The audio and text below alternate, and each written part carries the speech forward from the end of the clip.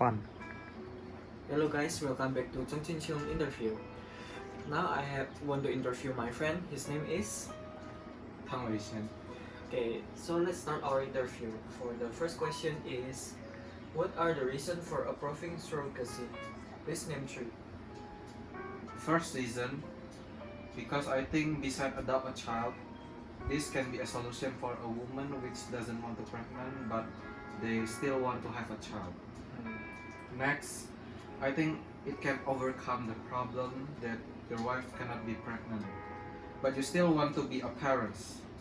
The last reason I think is your wife can avoid the risk of pregnant, give a birth like a risk of death, imperfect baby, and the other else.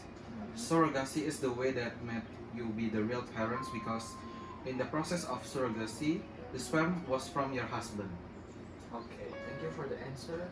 For the next question is, in the process of surrogacy, multiple invasive blood draws, egg retrieval, and ovulation injection must be performed, causing a considerable burden on women's physiology. Some people say this is an infringement of women's physical autonomy. What do you think? I think before you want to do a surrogacy, it's better to have an agreement with a woman that you want to use to replace your wife to pregnant your child. So if there is anything happen, there is already agreement that both sides already agree with. Besides that, I think not every woman is suitable or agree to do the surrogacy, but as long as the woman want to do it with any risk that will happen, she must accept it because everything that you do in this world there's consequences which you will receive, either is good or not. Okay. For the next question is, from the perspective of medical ethics, some people believe that life and childbirths are sacred and cannot be reduced to monetary transaction that commercialize the uterus. What do you think? I think that back to what I said before, that surrogacy is solution for those who want have a child beside you adopt the child, and I think it's not a violation in law as long as you have an agreement with the woman that you want to use. There is a story which make you must to do in this way. So there are many people already do this in many countries and mostly it works well and they can live happily until now, from artists even to common people. Okay. Thank you for the answer. For the next question is, some people say that surrogate mothers will strengthen traditional patriarchal thinking and make it a duty and obligation to force women to have children. What do you think? I think it's not true because it depends on the woman. Every woman have their own thinking and we cannot force them to born a child. There are many different conditions of a woman which we don't know. She doesn't want to have a child or she cannot born a child. Nowadays I think not every woman want to have a child because they are businesswoman or they focus to their career as an artist or the other else. So beside that, there are many women which want to have a child too, but they cannot have it because the health issues. This is the way that become popular in the modern era and in this era, which everyone want life happy and simple and fast. For the next question is, what do you think about family ethical and moral issues such as who is the mother of the baby? Can pregnant mother claim parental rights? The client abandons defective babies, and can children have the right to know in the future? I think as long as you take care of your child, raise them from a baby to adult and give a love to them, I think it's fair to say that the child is your child. It's better to do a surrogate compared with adopt a child because the child still has the blood of his or her father. Otherwise, if you just adopt a child, there are no descendants of you both, which is boy and woman, which is our parents, with the child. And if there is a defective babies or the future of the child is back again to the parents, how are they thinking about their child? If they really care about the child, they will raise the baby. Give them the best education and facilities.